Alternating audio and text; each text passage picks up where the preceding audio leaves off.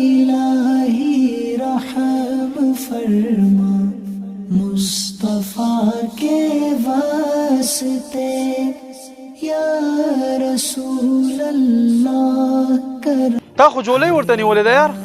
جولې خو مقصد د جولې کې خو د ماته سخت کاریږي نه او تا جولې ورته نیولې ده او ځان ته راوي ما خیال ده ته دوکه کوي دا څاورې نه راځي بس موږ دې چې کار وکړو دوکه وکړو سره وکړو قصد ورته د لمن دې چون شو په دې کې یو کسنۍ خو د خیال چې په دې کې خامخا څه پراته دي دې بس مخې ته راشي چې مخې ته راشي چې دوه کسان موږ سره راوشړي ځکه چې دې وان مال کوي د دې په وجه موږ دې دوکه کو امام بخاري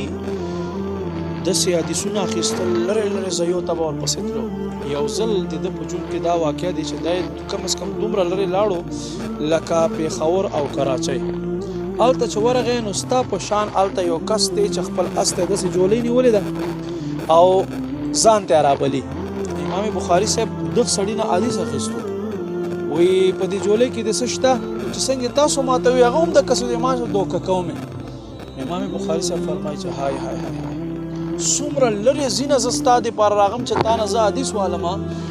نو چې یو سړی زناور څاروي دوکه کولی شي نو هغه انسانان څنګه نشي دوکه کولی لحاظه داسې سړي نه زه حدیث نه علمه چې زناورو له دوکې ورکوي نو امام بخاري د یو حدیث لپاره دومره لرې سفر کړه بیا واپس راغی نو موږ خلک ولې داسې کوو داسې ناداني کوو ګورې موږ مسلمانو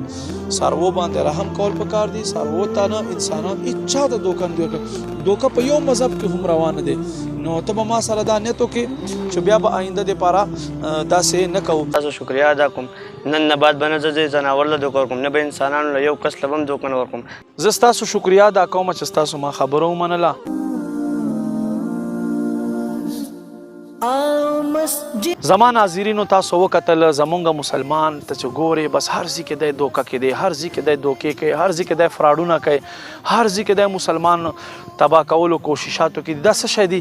د اسلامي مونږ یو ذهن نشته دی اسلامي ذهن دپاره مونږ دا دی چې علماو ته کینو مونږ څه حاصل کړو داسې علما اهل سنت ته کینئ علما اهل سنت نه څه حاصل کوي علما اهل سنت نه څه زده کوي